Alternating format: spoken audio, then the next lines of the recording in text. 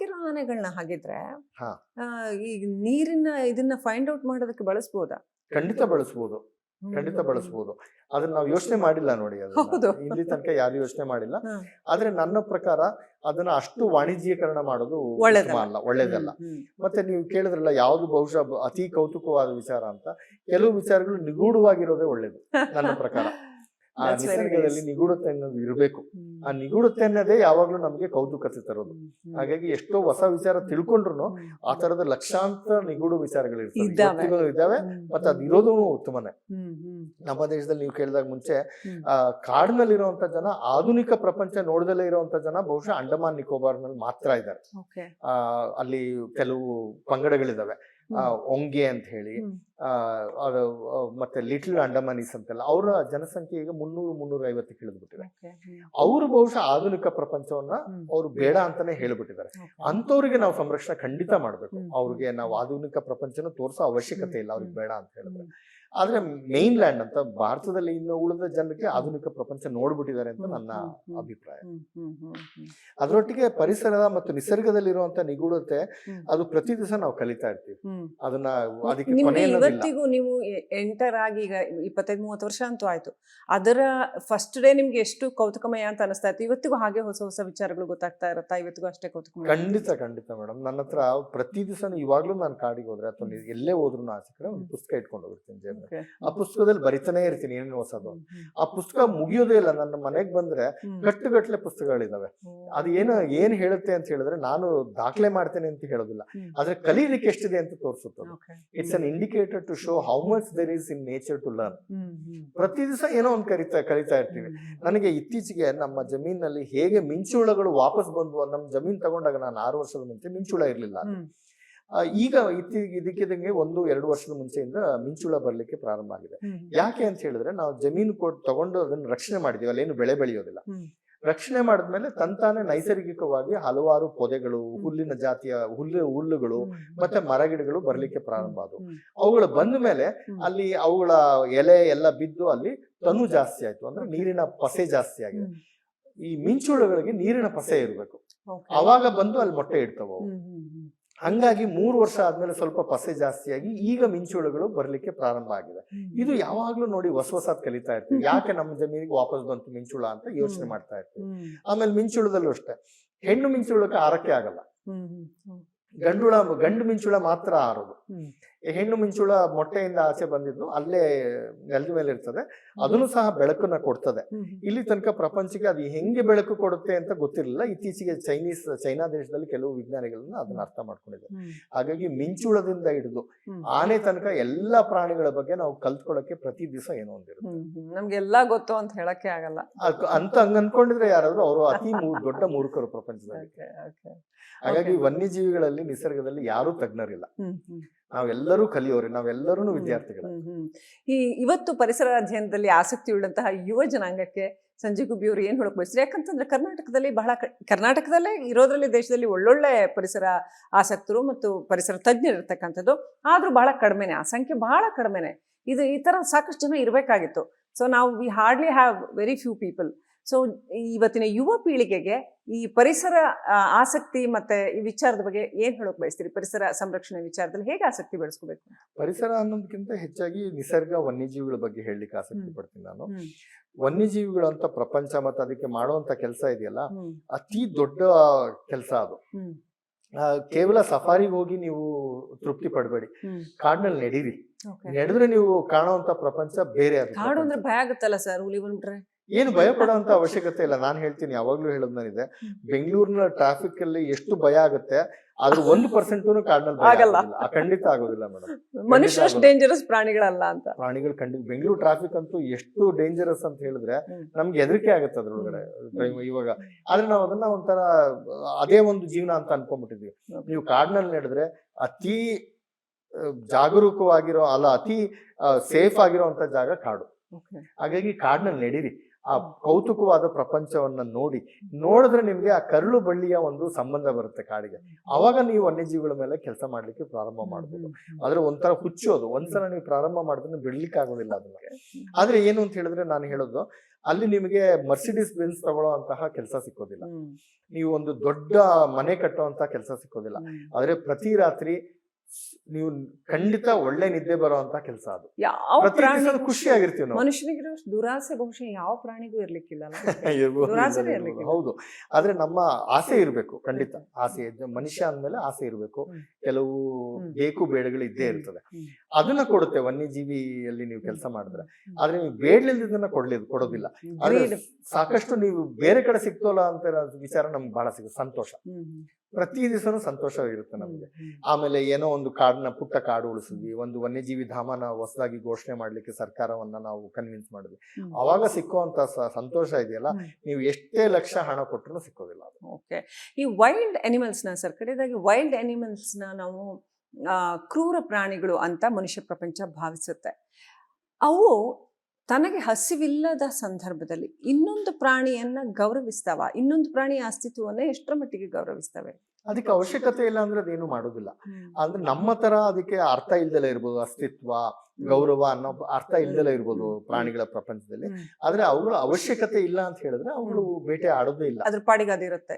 ಅದ್ರ ಪಾಡಿಗೆ ಅದಿರುತ್ತೆ. ಎಷ್ಟೊಂದ್ರೆ ಸುಮ್ಮನೆ ಇಂತ ಭಾವನೆಗಳಿಗೋಸ್ಕರ ಇನ್ನೊಂದು ಪ್ರಾಣಿನ ಹರ್ಟ್ ಮಾಡಲ್ಲ. ಇಲ್ಲ, ಖಂಡಿತ ಇಲ್ಲ ಮೇಡಮ್, ಅದು ಖಂಡಿತ ಇಲ್ಲ. ಪ್ರಾಣಿ ಪ್ರಪಂಚದಲ್ಲಿ ಖಂಡಿತ ಇಲ್ಲ.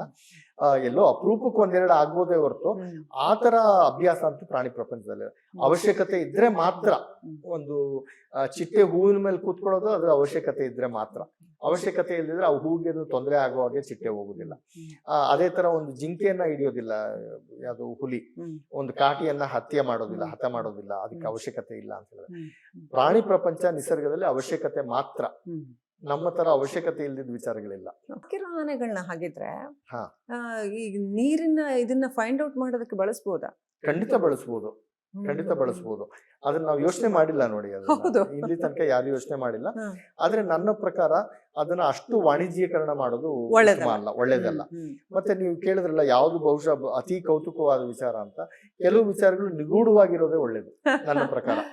ಆ ನಿಸರ್ಗದಲ್ಲಿ ನಿಗೂಢತೆ ಅನ್ನೋದು ಇರಬೇಕು. ಆ ನಿಗೂಢತೆ ಅನ್ನೋದೇ ಯಾವಾಗ್ಲೂ ನಮ್ಗೆ ಕೌತುಕತೆ ತರೋದು. ಹಾಗಾಗಿ ಎಷ್ಟೋ ಹೊಸ ವಿಚಾರ ತಿಳ್ಕೊಂಡ್ರು ಆ ತರದ ಲಕ್ಷಾಂತರ ನಿಗೂಢ ವಿಚಾರಗಳು ಇದ್ದಾವೆ. ಮತ್ತೆ ಅದು ಇರೋದು ಉತ್ತಮನೇ. ನಮ್ಮ ದೇಶದಲ್ಲಿ ನೀವು ಕೇಳಿದಾಗ ಮುಂಚೆ ಕಾಡಿನಲ್ಲಿರುವಂತ ಜನ, ಆಧುನಿಕ ಪ್ರಪಂಚ ನೋಡದಲ್ಲೇ ಇರುವಂತ ಜನ ಬಹುಶಃ ಅಂಡಮಾನ್ ನಿಕೋಬಾರ್ ನಲ್ಲಿ ಮಾತ್ರ ಇದ್ದಾರೆ. ಅಲ್ಲಿ ಕೆಲವು ಪಂಗಡಗಳಿದಾವೆ, ಒಂಗೆ ಅಂತ ಹೇಳಿ, ಮತ್ತೆ ಲಿಟಲ್ ಅಂಡಮಾನೀಸ್ ಅಂತೆಲ್ಲ. ಅವರ ಜನಸಂಖ್ಯೆ ಈಗ 300-350 ಇಳಿದ್ಬಿಟ್ಟಿದೆ. ಅವರು ಬಹುಶಃ ಆಧುನಿಕ ಪ್ರಪಂಚವನ್ನ ಅವರು ಬೇಡ ಅಂತಾನೆ ಹೇಳ್ಬಿಟ್ಟಿದ್ದಾರೆ. ಅಂತವ್ರಿಗೆ ನಾವು ಸಂರಕ್ಷಣೆ ಖಂಡಿತ ಮಾಡ್ಬೇಕು. ಅವ್ರಿಗೆ ನಾವು ಆಧುನಿಕ ಪ್ರಪಂಚನ ತೋರ್ಸೋ ಅವಶ್ಯಕತೆ ಇಲ್ಲ, ಅವ್ರಿಗೆ ಬೇಡ ಅಂತ ಹೇಳಿದ್ರೆ. ಆದ್ರೆ ಮೇನ್ ಲ್ಯಾಂಡ್ ಅಂತ ಭಾರತದಲ್ಲಿ ಇನ್ನು ಉಳಿದ ಜನರಿಗೆ ಆಧುನಿಕ ಪ್ರಪಂಚ ನೋಡ್ಬಿಟ್ಟಿದ್ದಾರೆ ಅಂತ ನನ್ನ ಅಭಿಪ್ರಾಯ. ಅದರೊಟ್ಟಿಗೆ ಪರಿಸರದ ಮತ್ತು ನಿಸರ್ಗದಲ್ಲಿರುವಂತ ನಿಗೂಢತೆ ಅದು ಪ್ರತಿ ದಿವಸ ನಾವು ಕಲಿತಾ ಇರ್ತೀವಿ. ಅದನ್ನ ಅದಕ್ಕೆ ಇವತ್ತಿಗೂ ನೀವು ಎಂಟರ್ ಆಗಿ ಈಗ 25-30 ವರ್ಷ ಅಂತೂ ಆಯ್ತು, ಅದರ ಫಸ್ಟ್ ಡೇ ನಿಮ್ಗೆ ಎಷ್ಟು ಕೌತುಕಮಯ ಅಂತ ಅನಿಸ್ತಾ ಇತ್ತು, ಇವತ್ತಿಗೂ ಹಾಗೆ ಹೊಸ ಹೊಸ ವಿಚಾರಗಳು ಗೊತ್ತಾಗ್ತಾ ಇರತ್ತಾ? ಇವತ್ತಿಗೂ ಅಷ್ಟೇ ಕೌತುಕಮಯ? ಖಂಡಿತ ಖಂಡಿತ ಮೇಡಮ್. ನನ್ನ ಹತ್ರ ಪ್ರತಿ ದಿವಸ ಇವಾಗ್ಲೂ ನಾನು ಕಾಡಿಗೆ ಹೋದ್ರೆ ಅಥವಾ ಎಲ್ಲೇ ಹೋದ್ರು ಆಸೆ ಒಂದು ಪುಸ್ತಕ ಇಟ್ಕೊಂಡು ಹೋಗಿರ್ತೀನಿ. ಆ ಪುಸ್ತಕದಲ್ಲಿ ಬರಿತಾನೆ ಇರ್ತೀನಿ ಏನೇನು ಹೊಸದು. ಆ ಪುಸ್ತಕ ಮುಗಿಯೋದೇ ಇಲ್ಲ. ನನ್ನ ಮನೆಗ್ ಬಂದ್ರೆ ಕಟ್ಟುಗಟ್ಲೆ ಪುಸ್ತಕಗಳಿದಾವೆ. ಅದು ಏನ್ ಹೇಳುತ್ತೆ ಅಂತ ಹೇಳಿದ್ರೆ, ನಾನು ದಾಖಲೆ ಮಾಡ್ತೇನೆ ಅಂತ ಹೇಳೋದಿಲ್ಲ, ಆದ್ರೆ ಕಲೀಲಿಕ್ಕೆ ಎಷ್ಟಿದೆ ಅಂತ ತೋರಿಸುತ್ತೆ. It's an indicator to show how much there is in nature to learn. ಪ್ರತಿ ದಿವಸ ಏನೋ ಒಂದು ಕಲಿತಾ ಇರ್ತೀವಿ. ನನಗೆ ಇತ್ತೀಚೆಗೆ ನಮ್ಮ ಜಮೀನಲ್ಲಿ ಹೇಗೆ ಮಿಂಚುಳಗಳು ವಾಪಸ್ ಬಂದ್ವು. ನಮ್ಮ ಜಮೀನ್ ತಗೊಂಡಾಗ ನಾನು 6 ವರ್ಷದ ಮುಂಚೆ ಮಿಂಚುಳ ಇರ್ಲಿಲ್ಲ. ಈಗ ಇದಕ್ಕಿದಂಗೆ 1-2 ವರ್ಷದ ಮುಂಚೆಯಿಂದ ಮಿಂಚುಳ ಬರ್ಲಿಕ್ಕೆ ಪ್ರಾರಂಭ ಆಗಿದೆ. ಯಾಕೆ ಅಂತ ಹೇಳಿದ್ರೆ, ನಾವು ಜಮೀನು ತಗೊಂಡು ಅದನ್ನ ರಕ್ಷಣೆ ಮಾಡಿದೀವಿ, ಅಲ್ಲೇನು ಬೆಳೆ ಬೆಳೆಯೋದಿಲ್ಲ. ರಕ್ಷಣೆ ಮಾಡಿದ್ಮೇಲೆ ತಂತಾನೆ ನೈಸರ್ಗಿಕವಾಗಿ ಹಲವಾರು ಪೊದೆಗಳು, ಹುಲ್ಲಿನ ಜಾತಿಯ ಹುಲ್ಲುಗಳು ಮತ್ತೆ ಮರಗಿಡಗಳು ಬರ್ಲಿಕ್ಕೆ ಪ್ರಾರಂಭ ಆದವು. ಅವುಗಳು ಬಂದ ಮೇಲೆ ಅಲ್ಲಿ ಅವುಗಳ ಎಲೆ ಎಲ್ಲ ಬಿದ್ದು ಅಲ್ಲಿ ತನು ಜಾಸ್ತಿ ಆಯ್ತು, ಅಂದ್ರೆ ನೀರಿನ ಪಸೆ ಜಾಸ್ತಿ ಆಗಿದೆ. ಈ ಮಿಂಚುಳಗಳಿಗೆ ನೀರಿನ ಪಸೆ ಇರಬೇಕು, ಅವಾಗ ಬಂದು ಅಲ್ಲಿ ಮೊಟ್ಟೆ ಇಡ್ತಾವ. ಹಂಗಾಗಿ 3 ವರ್ಷ ಆದ್ಮೇಲೆ ಸ್ವಲ್ಪ ಪಸೆ ಜಾಸ್ತಿಯಾಗಿ ಈಗ ಮಿಂಚುಳುಗಳು ಬರ್ಲಿಕ್ಕೆ ಪ್ರಾರಂಭ ಆಗಿದೆ. ಇದು ಯಾವಾಗ್ಲೂ ನೋಡಿ ಹೊಸದ್ ಕಲಿತಾ ಇರ್ತೀವಿ. ಯಾಕೆ ನಮ್ಮ ಜಮೀನಿಗೆ ವಾಪಸ್ ಬಂತು ಮಿಂಚುಳ ಅಂತ ಯೋಚನೆ ಮಾಡ್ತಾ ಇರ್ತೀವಿ. ಆಮೇಲೆ ಮಿಂಚುಳದಲ್ಲೂ ಅಷ್ಟೇ, ಹೆಣ್ಣು ಮಿಂಚುಳಕ್ಕೆ ಆರಕ್ಕೆ ಆಗಲ್ಲ, ಗಂಡು ಮಿಂಚುಳ ಮಾತ್ರ ಆರೋದು. ಹೆಣ್ಣು ಮಿಂಚುಳ ಮೊಟ್ಟೆಯಿಂದ ಆಚೆ ಬಂದಿದ್ದು ಅಲ್ಲೇ ನೆಲದ ಮೇಲೆ ಇರ್ತದೆ, ಅದನ್ನು ಸಹ ಬೆಳಕನ್ನ ಕೊಡ್ತದೆ. ಇಲ್ಲಿ ತನಕ ಪ್ರಪಂಚಕ್ಕೆ ಅದು ಹೆಂಗೆ ಬೆಳಕು ಕೊಡುತ್ತೆ ಅಂತ ಗೊತ್ತಿರಲಿಲ್ಲ. ಇತ್ತೀಚೆಗೆ ಚೈನಾ ದೇಶದಲ್ಲಿ ಕೆಲವು ವಿಜ್ಞಾನಿಗಳನ್ನ ಅದನ್ನ ಅರ್ಥ ಮಾಡ್ಕೊಂಡಿದ್ದಾರೆ. ಹಾಗಾಗಿ ಮಿಂಚುಳದಿಂದ ಹಿಡಿದು ಆನೆ ತನಕ ಎಲ್ಲಾ ಪ್ರಾಣಿಗಳ ಬಗ್ಗೆ ನಾವು ಕಲ್ತ್ಕೊಳ್ಳೋಕೆ ಪ್ರತಿ ದಿವಸ ಏನೋ ಒಂದಿರುತ್ತೆ. ನಮ್ಗೆಲ್ಲಾ ಗೊತ್ತು ಅಂತ ಹೇಳಕ್ಕೆ ಆಗಲ್ಲ ಅಂತ ಹಂಗ ಅನ್ಕೊಂಡಿದ್ರೆ ಯಾರಾದ್ರೂ ಅವರು ಅತಿ ದೊಡ್ಡ ಮೂರ್ಖರು ಪ್ರಪಂಚದಲ್ಲಿ. ಹಾಗಾಗಿ ವನ್ಯಜೀವಿಗಳಲ್ಲಿ ನಿಸರ್ಗದಲ್ಲಿ ಯಾರು ತಜ್ಞರಿಲ್ಲ, ನಾವೆಲ್ಲರೂ ಕಲಿಯೋರಿ, ನಾವೆಲ್ಲರೂ ವಿದ್ಯಾರ್ಥಿಗಳು. ಇವತ್ತು ಪರಿಸರ ಅಧ್ಯಯನದಲ್ಲಿ ಆಸಕ್ತಿ ಉಳ್ಳಂತಹ ಯುವ ಜನಾಂಗಕ್ಕೆ ಸಂಜೀವ್ ಗುಬ್ಬಿ ಅವರು ಏನ್ ಹೇಳಕ್ ಬಯಸ್ತಾರೆ? ಯಾಕಂತಂದ್ರೆ ಕರ್ನಾಟಕದಲ್ಲಿ ಕರ್ನಾಟಕದಲ್ಲೇ ಇರೋದ್ರಲ್ಲಿ ದೇಶದಲ್ಲಿ ಒಳ್ಳೊಳ್ಳೆ ಪರಿಸರ ಆಸಕ್ತರು ಮತ್ತು ಪರಿಸರ ತಜ್ಞರು ಇರ್ತಕ್ಕಂಥದ್ದು, ಆದ್ರೂ ಬಹಳ ಕಡಿಮೆನೆ, ಆ ಸಂಖ್ಯೆ ಬಹಳ ಕಡಿಮೆನೆ. ಈ ತರ ಸಾಕಷ್ಟು ಜನ ಇರಬೇಕಾಗಿತ್ತು. ಸೊ ನಾವು we hardly have very few people. So ಇವತ್ತಿನ ಯುವ ಪೀಳಿಗೆಗೆ ಈ ಪರಿಸರ ಆಸಕ್ತಿ ಮತ್ತೆ ಈ ವಿಚಾರದ ಬಗ್ಗೆ ಏನ್ ಹೇಳಕ್ ಬಯಸ್ತೀರಿ? ಪರಿಸರ ಸಂರಕ್ಷಣೆ ವಿಚಾರದಲ್ಲಿ ಹೇಗೆ ಆಸಕ್ತಿ ಬೆಳೆಸ್ಕೋಬೇಕು? ಪರಿಸರ ಅನ್ನೋದಕ್ಕಿಂತ ಹೆಚ್ಚಾಗಿ ನಿಸರ್ಗ, ವನ್ಯಜೀವಿಗಳ ಬಗ್ಗೆ ಹೇಳಲಿಕ್ಕೆ ಆಸಕ್ತಿ ಪಡ್ತೀನಿ ನಾನು. ವನ್ಯಜೀವಿಗಳು ಅಂತ ಪ್ರಪಂಚ ಮತ್ತೆ ಅದಕ್ಕೆ ಮಾಡುವಂತ ಕೆಲಸ ಇದೆಯಲ್ಲ, ಅತಿ ದೊಡ್ಡ ಕೆಲಸ ಅದು. ಕೇವಲ ಸಫಾರಿಗೆ ಹೋಗಿ ನೀವು ತೃಪ್ತಿ ಪಡಬೇಡಿ, ಕಾಡಿನಲ್ಲಿ ನಡೀರಿ. ನಡೆದ್ರೆ ನೀವು ಕಾಣುವಂತ ಪ್ರಪಂಚ ಬೇರೆ. ಕಾಡು ಅಂದ್ರೆ ಭಯ ಆಗುತ್ತಲ್ಲ ಸರ್, ಹುಲಿ ಬಂದ್ಬಿಟ್ರೆ? ಏನು ಭಯ ಪಡುವಂತ ಅವಶ್ಯಕತೆ ಇಲ್ಲ. ನಾನು ಹೇಳ್ತೀನಿ, ಯಾವಾಗ್ಲೂ ಹೇಳೋದ್ ನಾನಿದೆ, ಬೆಂಗಳೂರಿನ ಟ್ರಾಫಿಕ್ ಅಲ್ಲಿ ಎಷ್ಟು ಭಯ ಆಗುತ್ತೆ, ಆದ್ರೆ 1% ಕಾಡಿನಲ್ಲಿ ಆಗಲ್ಲ. ಖಂಡಿತ ಆಗೋದಿಲ್ಲ ಮೇಡಮ್.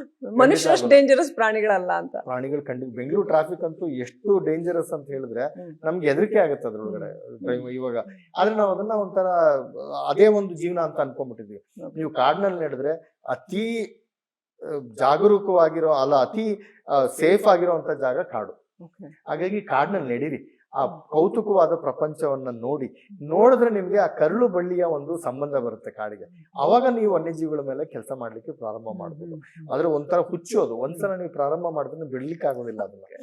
ಆದ್ರೆ ಏನು ಅಂತ ಹೇಳಿದ್ರೆ, ನಾನು ಹೇಳೋದು, ಅಲ್ಲಿ ನಿಮಗೆ ಮರ್ಸಿಡೀಸ್ ಬೆನ್ಸ್ ತಗೊಳ್ಳೋ ಅಂತಹ ಕೆಲಸ ಸಿಕ್ಕೋದಿಲ್ಲ, ನೀವು ಒಂದು ದೊಡ್ಡ ಮನೆ ಕಟ್ಟುವಂತ ಕೆಲಸ ಸಿಕ್ಕೋದಿಲ್ಲ. ಆದ್ರೆ ಪ್ರತಿ ರಾತ್ರಿ ನೀವು ಖಂಡಿತ ಒಳ್ಳೆ ನಿದ್ದೆ ಬರುವಂತ ಕೆಲಸ ಅದು. ಯಾವ ಖುಷಿಯಾಗಿರ್ತೀವಿ ನಾವು. ಮನುಷ್ಯನಿಗಿರೋ ದುರಾಸೆ ಬಹುಶಃ ಯಾವ ಪ್ರಾಣಿಗೂ ಇರ್ಲಿಕ್ಕಿಲ್ಲ. ಹೌದು. ಆದ್ರೆ ನಮ್ಮ ಆಸೆ ಇರ್ಬೇಕು, ಖಂಡಿತ ಆಸೆ. ಮನುಷ್ಯ ಅಂದ್ಮೇಲೆ ಆಸೆ ಇರ್ಬೇಕು, ಕೆಲವು ಬೇಕು ಬೇಡಗಳು ಇದ್ದೇ ಇರ್ತದೆ. ಅದನ್ನ ಕೊಡುತ್ತೆ ವನ್ಯಜೀವಿಯಲ್ಲಿ ನೀವು ಕೆಲಸ ಮಾಡಿದ್ರೆ. ಆದ್ರೆ ನೀವು ಬೇಡಲಿದ್ದನ್ನ ಕೊಡೋದಿಲ್ಲ. ಆದ್ರೆ ಸಾಕಷ್ಟು ನೀವು ಬೇರೆ ಕಡೆ ಸಿಕ್ತೋಲ್ಲ ಅಂತ ವಿಚಾರ ನಮ್ಗೆ ಬಹಳ ಸಿಗುತ್ತೆ. ಸಂತೋಷ, ಪ್ರತಿ ದಿವಸನೂ ಸಂತೋಷ ಇರುತ್ತೆ ನಮ್ಗೆ. ಆಮೇಲೆ ಏನೋ ಒಂದು ಪುಟ್ಟ ಕಾಡು ಉಳಿಸಿದ್ವಿ, ಒಂದು ವನ್ಯಜೀವಿ ಧಾಮನ ಹೊಸದಾಗಿ ಘೋಷಣೆ ಮಾಡ್ಲಿಕ್ಕೆ ಸರ್ಕಾರವನ್ನ ನಾವು ಕನ್ವಿನ್ಸ್ ಮಾಡಿದ್ವಿ. ಅವಾಗ ಸಿಕ್ಕುವಂತ ಸಂತೋಷ ಇದೆಯಲ್ಲ, ನೀವು ಎಷ್ಟೇ ಲಕ್ಷ ಹಣ ಕೊಟ್ಟರು ಸಿಕ್ಕೋದಿಲ್ಲ. ಓಕೆ. ಈ ವೈಲ್ಡ್ ಅನಿಮಲ್ಸ್ ನ ಸರ್, ಕಡೆದಾಗಿ ವೈಲ್ಡ್ ಅನಿಮಲ್ಸ್ ನ ನಾವು ಕ್ರೂರ ಪ್ರಾಣಿಗಳು ಅಂತ ಮನುಷ್ಯ ಪ್ರಪಂಚ ಭಾವಿಸುತ್ತೆ. ಅವು ತನಗೆ ಹಸಿವಿಲ್ಲದ ಸಂದರ್ಭದಲ್ಲಿ ಇನ್ನೊಂದು ಪ್ರಾಣಿಯನ್ನ ಗೌರವಿಸ್ತಾವ? ಇನ್ನೊಂದು ಪ್ರಾಣಿಯ ಅಸ್ತಿತ್ವವನ್ನ ಎಷ್ಟರ ಮಟ್ಟಿಗೆ ಗೌರವಿಸ್ತವೆ? ಅದಕ್ಕೆ ಅವಶ್ಯಕತೆ ಇಲ್ಲ ಅಂದ್ರೆ ಅದೇನು ಮಾಡೋದಿಲ್ಲ.